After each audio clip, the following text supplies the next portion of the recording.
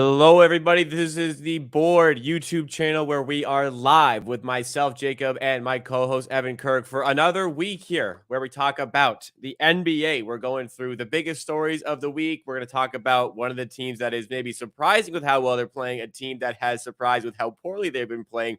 We're going to talk about NBA rookies and perhaps the most polarizing player in the NBA. And after that, we're going to get some of the best season-long best bets courtesy of Kirk Evans alongside me here. He's got 4 bets for you guys to consider, possibly tail. And before we get started, Mr. Kirk Evans, how are you doing today? How was your week of NBA betting? Doing well. NBA's in full swing. It's been fun. In-season tournaments been fun. It's good. I feel like I'm really in the swing of things now. Feel good about it. What's your take on the in-season tournament as a whole? I'm still on the fence about how I want to think about it, but how have you liked it, and what's your opinions on it so far? Well, firstly, I'm finally gone to the point where I call it the in-season tournament and not the play-in. So I'm starting to get used to it. I like it. I think it's cool. I think there's a lot of, like anger and vitriol about it. I don't know. I think it's cool. Add new things, try new things. I wish they would change it up a little bit, maybe make it a little more high stakes, make it, worth something. My idea has always been give, 50 grand, 100 grand to every employee for the team. So the person who's, the training staff, everyone gets that, which would be a massive part of their salary. And then it would kind of look bad on the players if they weren't really giving their effort. So I just think maybe make it a little more high stakes, but I like it. I think it's cool. A lot of people have tried to convince me about how you can make it the tournament more high stakes. I haven't liked any answer until this one. That's actually a very interesting answer that I think the players would really not really. I think they'd definitely buy in for that. They respect the people in the organization. Like you said, if they're not bought in, then there comes a question. Do you not Yeah, care about exactly. people in the organization? So that's Yeah. great. And the one other addition, and this just has to come, in my opinion, it's tough because they're regular season games, but they got to go Elam ending. This is the perfect time. At least do it for the semis and the finals. Yeah. They got to go Elam ending. This is the perfect time to go Elam ending. Test it out. I think all basketball should be Elam ending. That's another story for another day. Whew. But, well, what's the worst part about basketball? The fouling at the end, the late game play. This would make every late game way more interesting. So I think they got to go Elam ending. But those are my 2 ideas. But overall, I think it's cool. All right. So we'll see how it all goes down. I'm obviously excited for the Vegas games. I'm just interested to see how bought in people are. But again, lots to cover in today's show. Lots of people in the chat as well. Excited for Evan Kirk on the show. Somebody perhaps noticing, Adam Saba noticing a new sweater. Is that a new sweater, Evan? It is a new sweater. It is a new sweater. Well, that's great. And it's noticed. He must like it. So clearly, I hope so. Far. I think I've been in the same sweater every episode so far. So got to change it up a little bit. Let's go to the first piece that we have for today. Gonna go around 30 to 45 minutes. Just go with the flow, see how everything is. We have the 76ers on the menu. First of all, we talked about them last week as not necessarily a threat to win an NBA championship per se, in terms of, Boston, Milwaukee, those teams are clearly better, but they have looked outstanding out the gate. Things are starting to really click, or things have really clicked with Nick Nurse as the new head coach. They've just defeated Boston in their big test of the season thus far. They're 6-1. How much are you buying into the Sixers stock right now, if at all? Yeah. Oh, I'm definitely buying Sixers stock for sure. I think Nick Nurse has done an awesome job. I've got some notes written down right here. In transition, they went from 15.4% last year to now they're running in transition 20.2% of plays. ISO 11.8% of plays last year, down to 7.8% this year. Joel specifically ISOing 23% of plays last year, now all the way down to 14.4. I think Nurse has been awesome. I wish I had a season-long Nurse Coach of the Year ticket. I think it's okay right now, but I think you could have gotten really good odds earlier. They're really good. I think Maxi's just a better primary ball handler than James Harden is at this point. And Everything looks good. There's not so much luck. Their offense maybe has a bit of shooting luck, but they look for real for sure. Interesting as well that with that James Harden trade, they acquired the picks and they acquired the picks that they can move to add on to this team. So this is, I would assume, not going to be the final product over the course of the season. Last week, you had a bit of pushback on saying they could compete with Boston, Milwaukee. Has your stance changed in just 7 days?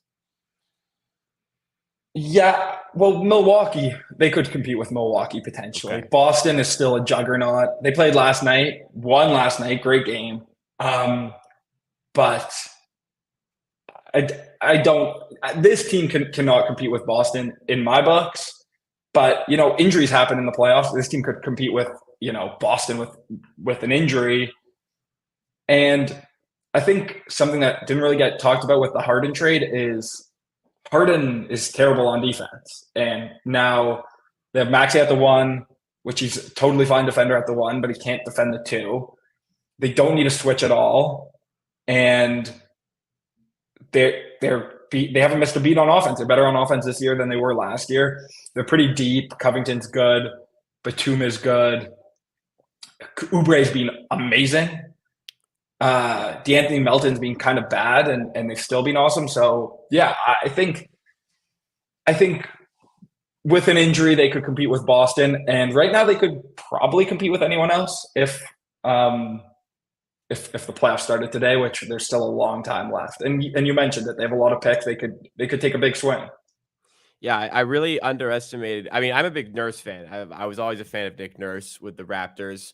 I understood that it was time for both parties to move on. The way Nick Nurse put it, it was the right time for both parties. Nurse needed to move on. The Raptors needed to move on. But always respected him as a great coach. I think I underestimated perhaps how good he was, because this was a very broken situation in Philadelphia that he's just turned into an immediate threat in the Eastern Conference, which I was not anticipating in any way whatsoever. They've looked great. Embiid looks fantastic, especially when the Wizards don't double team him for the entire game, even when he has almost 50 points through 3 quarters. But everything seems to be going really well in Philadelphia. They're going to be an interesting one to look at for the rest of the season, as much as it pains me to say. And quickly, I just want to give Nurse some love here, because I think he got a bad rap in Toronto at the tail end, and I know players maybe didn't love it. It seemed like they were a little sick of him. But Toronto was 12th in offense last year. 12th. They were, I think, first or second in offensive rebound rate and first in turnover percentage.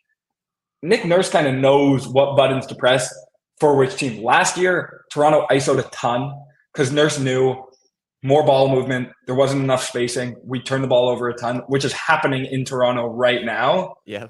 But now he went to Philly. He knows that we can play a bit more ball movement than they did. I mentioned the stats, way more transition, less ISO. They're making it easier on Joel. So Nurse, he was kind of thought of as number 1 coach in the league. Then the shine kind of came off in Toronto. But the Raptors way overperformed last season. And now even looking this year, it's kind of even becoming more clear how much we overperformed. So, all the credit to Nick Nurse. I don't know about completely overperformed last year. Like 40, like the team was expected to make the playoffs. They went 41-41, eliminating the play-in tournament. But seeing the product now and seeing there's some hints. Like the Raptors are 4-4 now. Darko's starting to kind of come off his stance of you have to play this way. We have to play half-court offense. We have to play this playmaking offense. Last game and a half, he's deviated much more to the transition game, much more of a fast-paced approach, which, wow, look at this. The team with so many great transition players is now scoring a lot more because you're playing to their strengths rather than forcing them to play half-court when they don't have any floor spacers. So that's starting to happen for Darko, which is good to see for Toronto. But with Nurse, it's highlighting a lot more right now that he did an incredible job with the team last season. But you're right. There seemed to have been some distaste between himself and the players, which is why I reiterate that time for both parties to move on in that way. But let's move on to the next team, a team that is absolutely not flying this season. I thought they'd be decent, even without Ja, but the Memphis Grizzlies are 1-7, worst record in the Western Conference. They just lost to the Miami Heat 108-102 yesterday. I have, can Ja Morant save this team? Well, he's still suspended. It'll be 25 games that he is suspended. We're only 8 games into the season. But even so, people made a lot of this Marcus Smart trade. Like, execs really love Marcus Smart. They love this trade. I never liked it. I did not like that they got rid of Tyus Jones. But talk to me about why the Grizzlies are finding it so difficult to thrive in the non-Ja minutes when they seem to do so well in previous years without him. Yeah, I agree. Marcus Smart trade, I just described as the most overrated player in the league, traded for the most underrated player in the league, Smart being the overrated, KP being the underrated. So yeah, I think that narrative of, oh, Memphis is being really good with no Ja really took hold, and I never really bought it. I'm on Memphis to not make the playoffs. Memphis under wins. I hedged them in the division market as well. I think I maybe was off there. I took the Pelicans. Looks like Dallas is probably the team to have there. But it made sense that Memphis was good with no Ja when they had Tyus Jones, Kyle Anderson, Clark, D'Anthony Melton. They were loaded. Now they're giving us, Zaire Williams, David Roddy, LaRavia. They're starting Bismack Biyombo. The depth has just degraded and degraded and degraded, and now they're in really bad shape. They're a pretty terrible team right now. The offense is legitimately very, very bad. I think the defense right now is like 14th. They should be able to creep up into the top 10. I think the defense has been a bit unlucky. So I'm probably buying a little bit of season-long Memphis stock right now, just because I think with Ja, they'll be able to get enough shooting on the court. They'll be able to be solid offensively with Ja, and they've proven they can be a good defense with Ja as well. But yeah, this team's in a lot of trouble. It's going to be a very tough time making the playoffs with. And I felt like people were really underselling how important 25 games of Ja is. That is a ton of time. It didn't allow for any injury allowance with then Steven Adams got hurt and then the team fell apart. But, Bane and Jaren Jackson are also pretty injury prone players themselves. So they're in a lot of trouble right now. They're in a lot of trouble. Yeah, I'll give them a little bit of slack in that Steven Adams is injured. So Jaren Jackson is playing as the 5. There was so much success with him playing as the 4 last year. Well, they have Biyombo playing, but I mean, that's Biyombo starting. Yeah, I know that's the disaster. I looked. Bismack Biyombo played 30 minutes yesterday. It is. We are 2 months away from 2024. Bismack Biyombo played 30 freaking minutes in a basketball game yesterday. So that shows you that Jaren Jackson center minutes are a problem. It's such a problem that they're playing Bismack 30 minutes. I stress once again. Zaire Williams. It's just like are we still trying to make this thing happen with Zaire Williams? I'm just not as convinced. So I'll push back a little, like in the sense that yes, there's injury issues, Brandon Clark as well, as you said, but even so, 1-7, this is pretty ridiculous. I guess I guess what's going on with this team is that the talent pool from the draft picks have dried up. Like, this is a team that drafts really well. Like, if the Grizzlies trade up to get a guy, then that was usually a mark that, okay, there's something special here. It worked out with a lot of guys. But then recent years, like David Roddy, I was a humongous David Roddy fan out of college, still needs a bit more time, it seems, or who knows what's ever going to come through. Sorry? He's been okay this year. Yeah. He's like the one guy who's doing okay. But yeah, I think they drafted Williams, Roddy, and I want to say it's LaRavia. Was it LaRavia in that draft? Oh, I don't know the same draft. But they traded up. I think they had like 3 first-round picks, 3 late first-round picks. They all drafted them, and they drafted kind of guys. They traded up. They traded for guys who they thought, okay, we can get these guys and they can fit in. And they were super low upside, and none of them have really hit. And now they're just not. They just don't have any talent. Like, obviously, it's surprising they're 1-7. But you look at this team, it's where are they supposed to generate offense from? Like, Bane is playing well. Jaren's playing well. They're just kind of bad. They're kind of forcing Desmond Bane into like a crazy role here. He's averaging 25, not very consistent. But he's always been more of the complementary player, kind of like he's like a Klay Thompson type of player where he's not initiating the offense, but he can be an all-star with supporting the guy who's initiating the offense. But Tyus Jones, losing him was a problem. Marcus Smart is not picking up the pieces. Injuries everywhere. This is a troublesome situation. And for like lower markets, with all due respect to Memphis, it's a small market relative to the NBA. It's hard to just pick it up and get it back again with this team. For sure. Tough. For sure. And, you know, Judd's going to miss 25 games. It's going to take a little bit for him to get in. If I'm a Memphis Grizzlies fan, the thing that I'm hanging my hat on is the defense is going to be good. And when Judd comes in, okay, then Bane is the second piece. Bane is a really good offensive second piece who's still awesome defensively as well. Then Jaren and Smart can kind of be the third, fourth piece on offense. Jaren can have less offensive responsibility, can be one of the best defensive players in the league. Kennard, they need to start playing Kennard more. They need some shooting. They need offense. But, you know, everyone kind of falls into place when Ja comes in on this roster.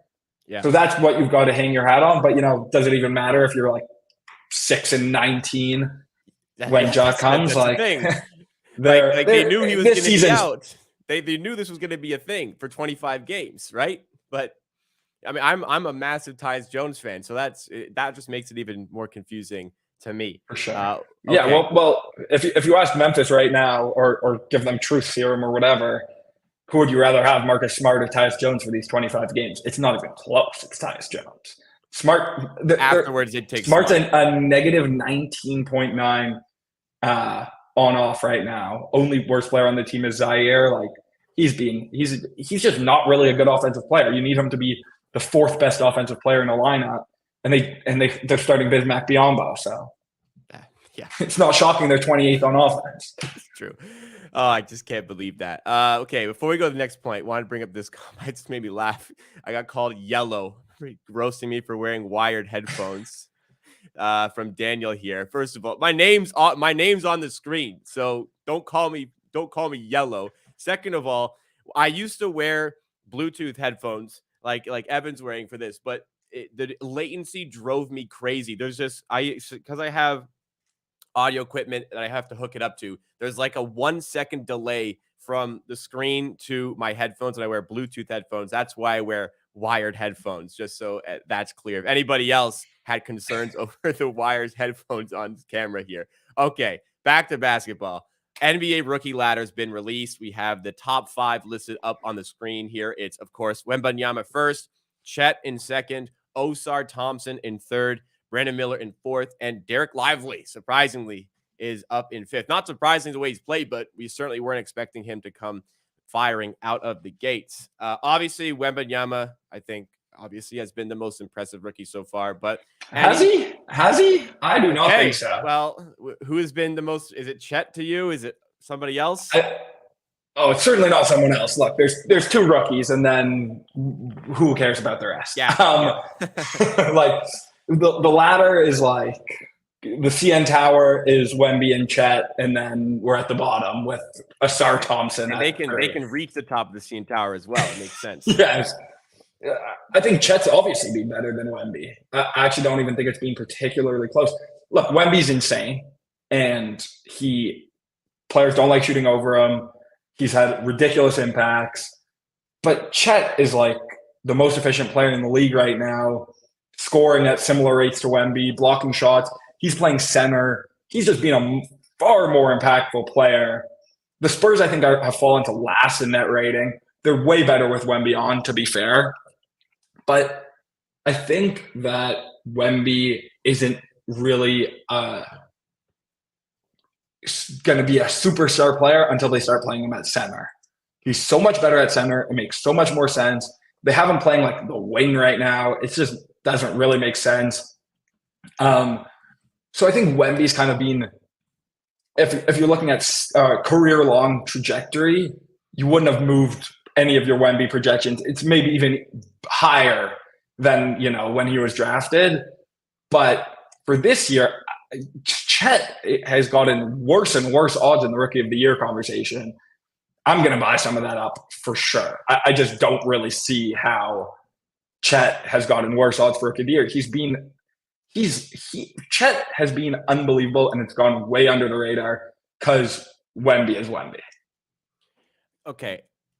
For as far as play, I'll give Chet the credit there, but Wemby's in a much more difficult situation. Like, he's playing with Shea as his point guard. Wemby's playing with Jeremy Sohan as his point guard, even though He's not a point guard. which, by the way, doesn't work. I just quickly looked up Trey Jones's on-off net rating. It's 4 days insane. ago, 4 days ago, so not quite up to date, but 4 days ago, Spurs were plus 33 with Trey Jones and Victor Wembanyama sharing the court. When anything other than Trey Jones on with Wembanyama, they're minus 23.5. So they're obviously way better with Trey Jones on the court. They very much are just shoehorning Sohan into the starting five at point guard because they just feel like they want to play him. But I guess they don't really care about winning. They're just working on the certain players. But Wemby's situation is forcing him to be this lead option doing everything, where Chet can just play very much in the flow with everybody else. Do you think that's a significant effect?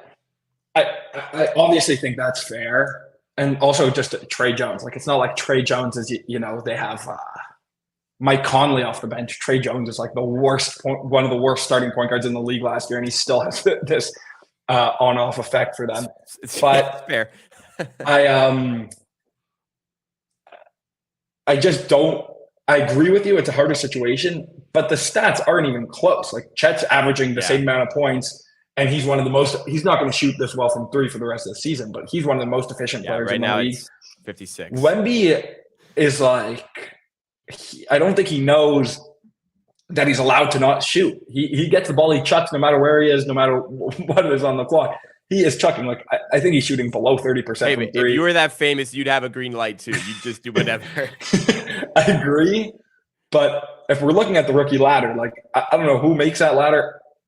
I don't really see how. So this is the thing you have to be aware of when you bet on awards. You're not betting necessarily on who's going to be better. You're betting on who are people going to vote for. So last year, if you bet on Jokic, you're upset because you lost because Jokic was arguably the better player over Embiid. But you would have known people were going to vote for Embiid because of the voter fatigue. So this could be another scenario like that. Yeah, I don't disagree with that. But typically, and look, obviously there have been some exceptions. Typically, the media does a decent job. And if the gap is this far between their play, I think Chet has a really good shot. But I don't necessarily think Chet should be the favorite right now by any means. But he started the season like plus 200, plus 300. Now there are plus 500s everywhere. Wemby obviously has injury risk. I just don't really see how it's possible that the gap has widened when Chet has been. He's playing pretty close to all-star level right now. He's probably the second best player on their team.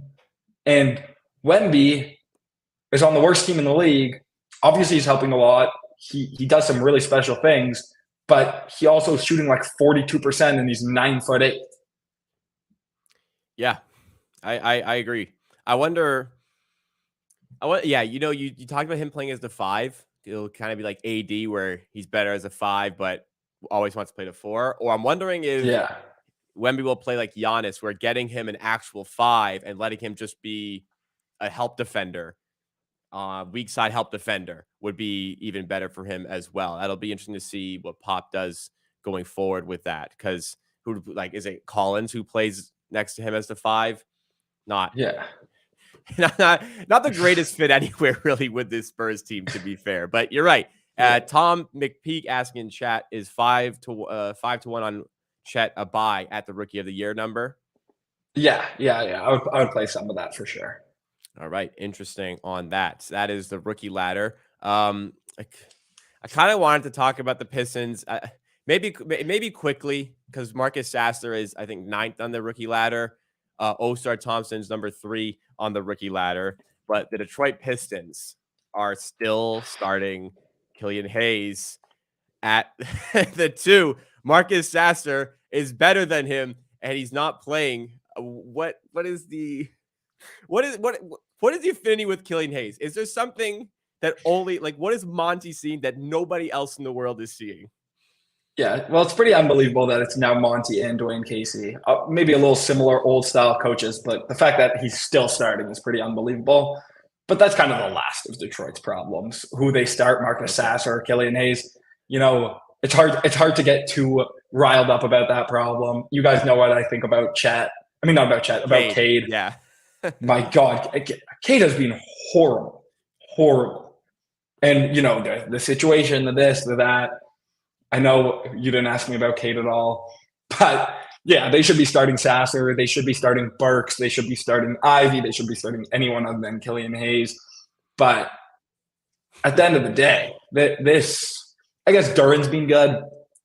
But this Detroit team is not really close to anything right now. I think I saw a win total 27.5. I didn't look super hard into it. I cannot imagine that under's not a good bet. I have them as the worst team in the league right now. In my personal data, they are terrible. They're bad. Yeah, it's an absolute mess there. I think their second highest paid member is their coach as well. Yeah, and we haven't heard anything on Boyan. Nothing. He's their best player. I believe he's their highest paid player. Yeah, he's good. And quickly on Asar, I know people have been high on Asar, and he's been really good at a lot of things. That shot is so bad that if you're a Detroit Pistons fan, you should start preparing for life with Asar Thompson not being able to shoot. I don't know if there's been a guy like Asar Thompson who is maybe he can become a functional catch and shoot player. Maybe. But this shot it needs a total rebuild. He has the ugliest misses in the league by far.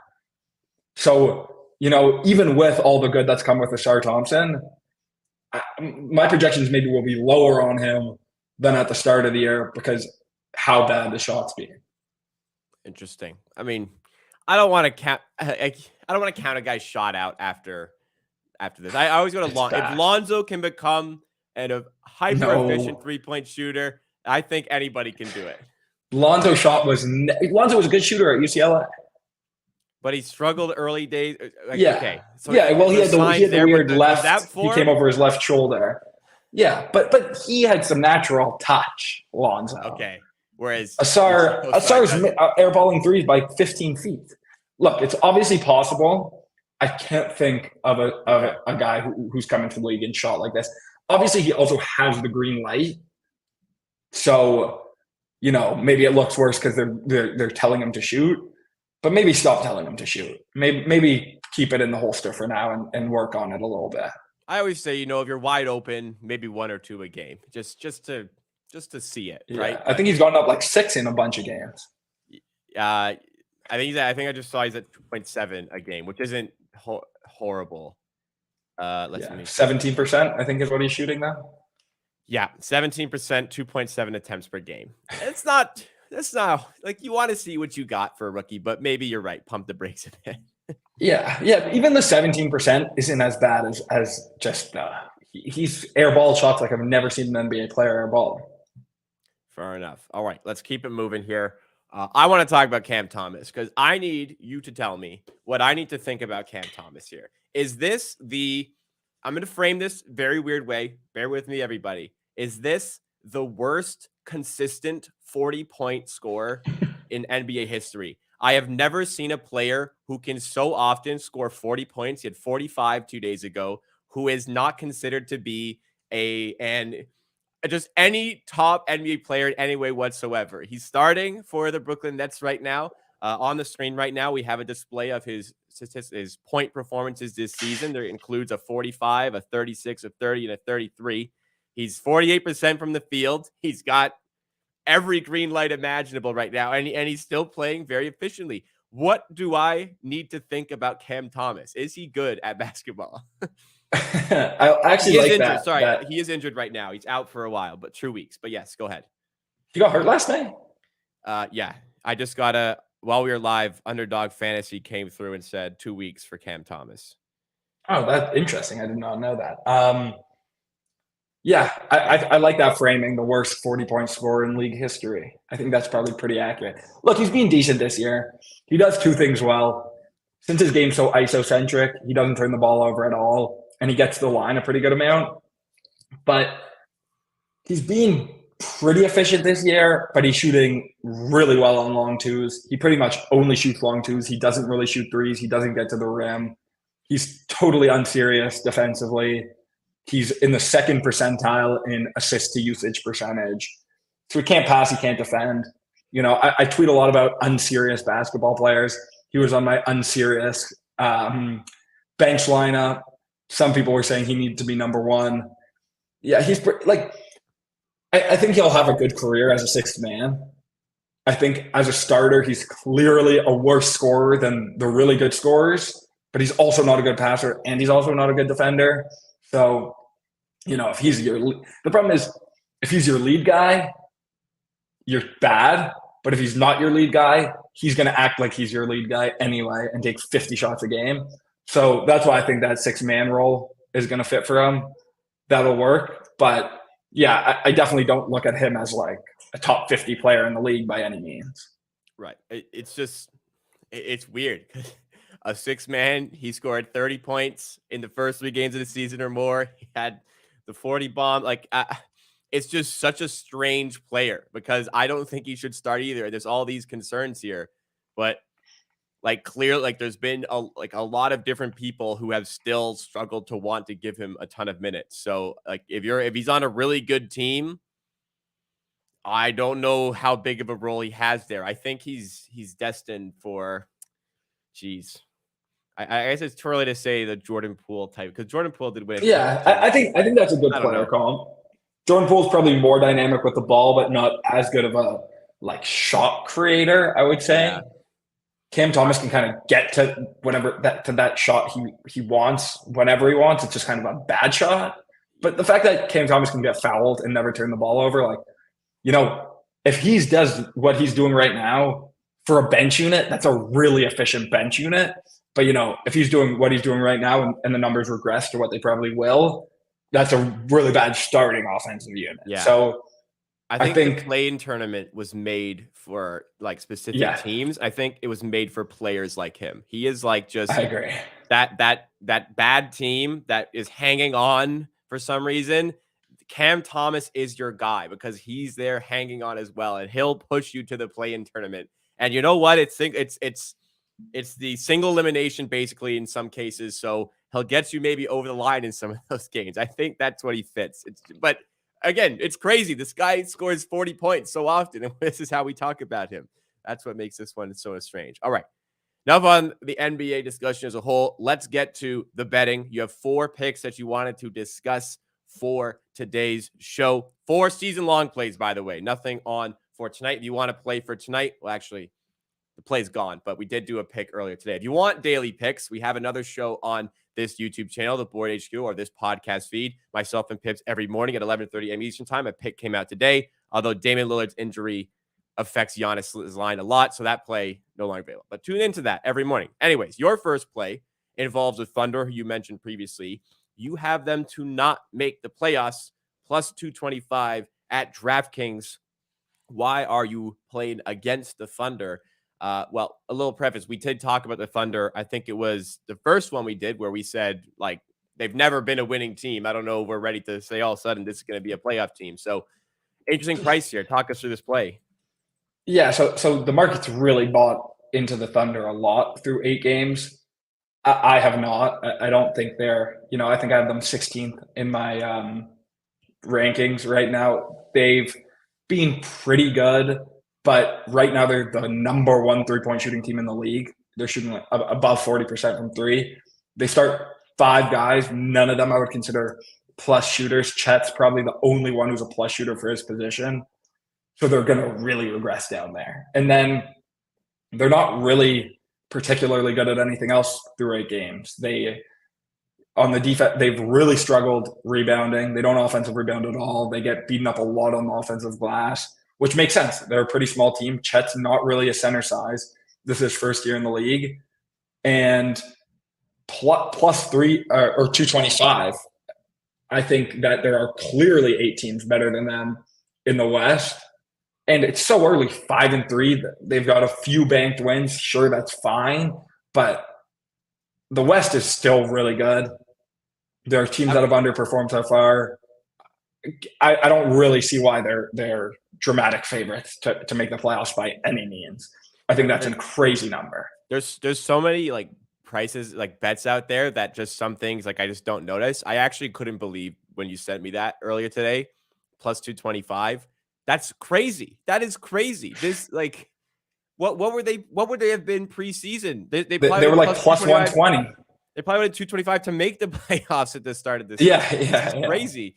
After just it like obviously been impressive 5-3, but like can we even just go through the West right now? Like we could probably we're not gonna do it, but I think we could comfortably give a list of 8 teams so we feel more confident to make the playoffs. That's just a crazy price. I don't think you need to have like too much analysis on that. Like that, this team is just not good enough. Yeah, they're okay. They'll probably be in the plan.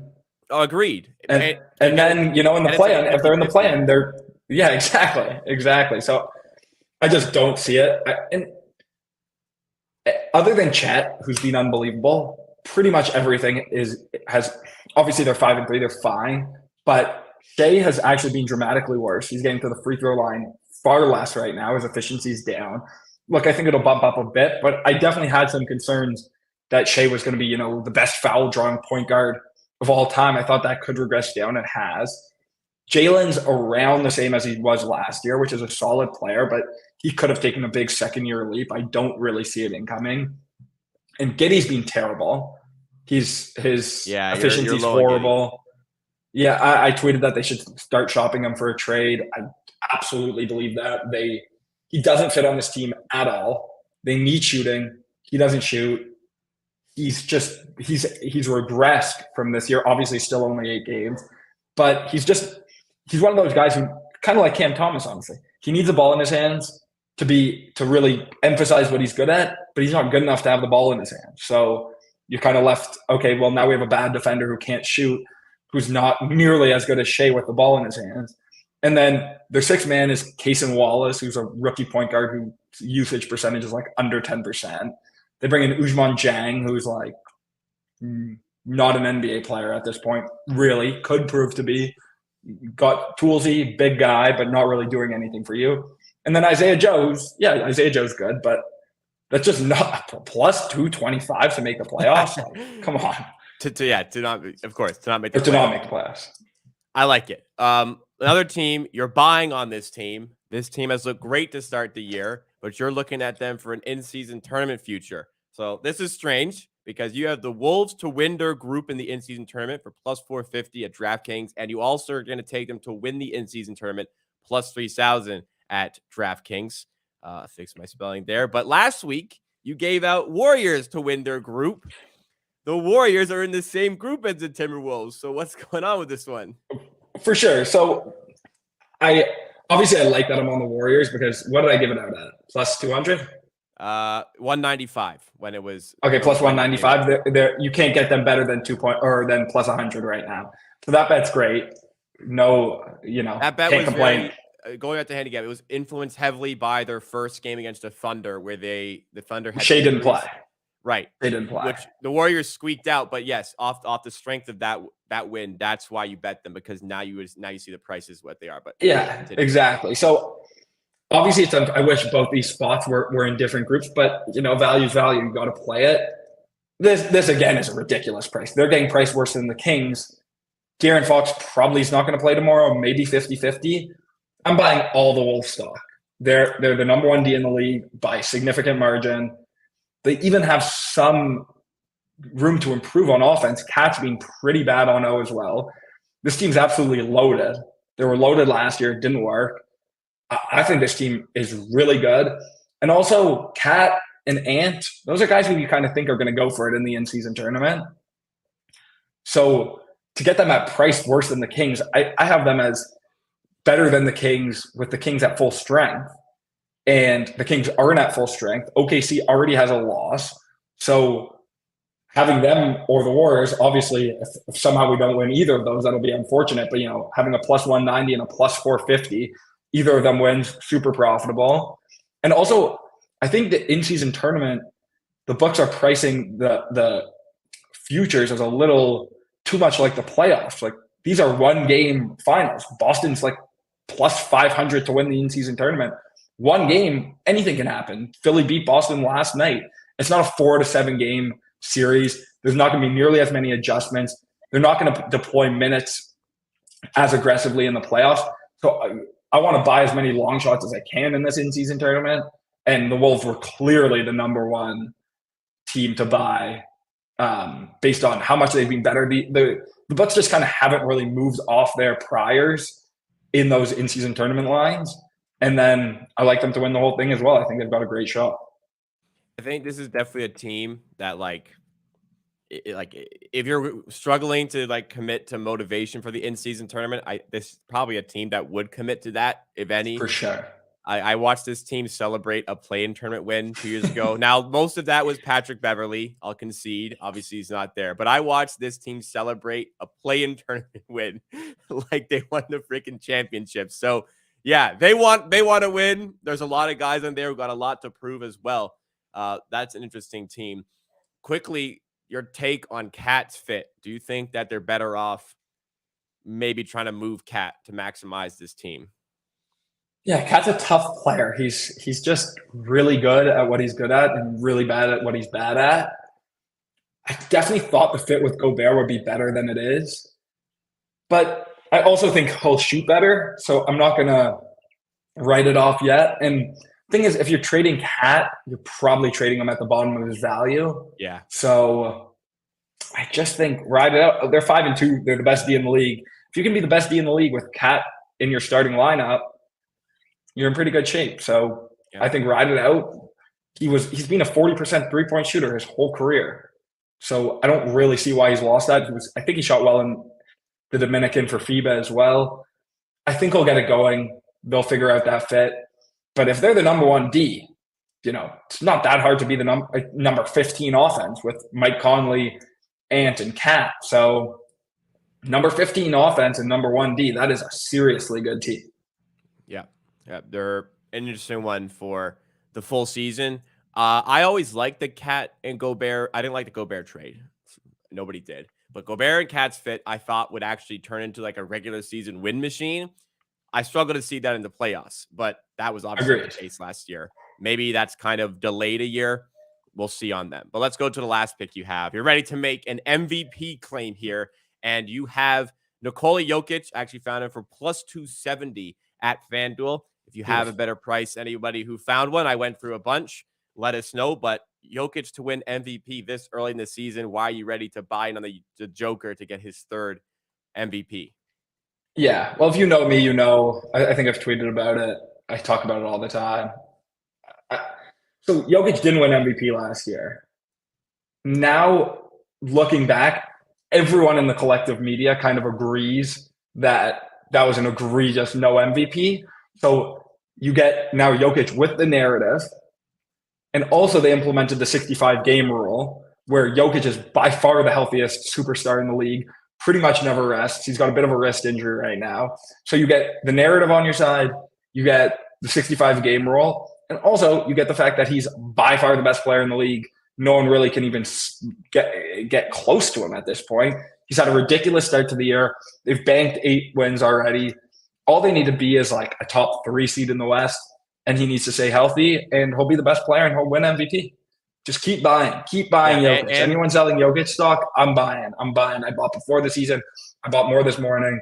I'll probably buy more tomorrow and the next day. I would be stunned if we get to the point this year where Jokic isn't a minus favorite for MVP. Also, he's still, I think the non-Jamal Murray will actually help him. Jamal Murray not being here, the Nuggets will probably keep winning. And it'll be he's still winning without Jamal Murray. And this team is still good. So I kind of see what you're saying on Jokic. Everything's there. The Nuggets are the 1 seed. Yeah, they'll go back to, there'll be a reason to vote for him now because he didn't get it last year, right? Plus 23 on-off differential. We're 8 games into the year. It's already plus 23. The on-off impact's unbelievable. They're the best team of all time when he's on, and they're a middling bad team when he's off. Every year he's putting up those results. He's by far the best player in the league. One of the best regular season players ever. just keep buying. Just keep buying Jokic stuff. All right. We're right about 45 minutes. Perfect way to end off for the show today. Recapping those bets. It's OKC not to make the playoffs at plus 225 at DraftKings. Timberwolves to win their in-season tournament group at plus 450 at DraftKings, and also DraftKings and Timberwolves to win the in-season tournament plus 3,000. Final play, as we said, Jokic to win MVP plus 270. Thank you guys so much for the support on today's show. If you did enjoy, you're still here. I see 50 people watching still. Smash that like button. Let's get this show up to 50 likes for the week. We've had some great support. It's a brand new show on the channel. And so far, based on the views, based on the reactions we have from you guys, so good. So we hope to keep on doing it. Myself and Kirk Evans are back next week, same time, 2:30 p.m. Eastern time for another show just like this one. Maybe we'll have some game day bets as well. It's going to vary from week to week, but we'll always have a show talking NBA stories, talking NBA bets. And if you want more NBA betting, more from the channel, come to me and Pips on the Pick and Roll live stream every morning on the weekdays at 11:30 a.m. Eastern time. Thank you again, everybody. We hope to see you again on the channel very, very soon. But myself and Kirk Evans will see you next week.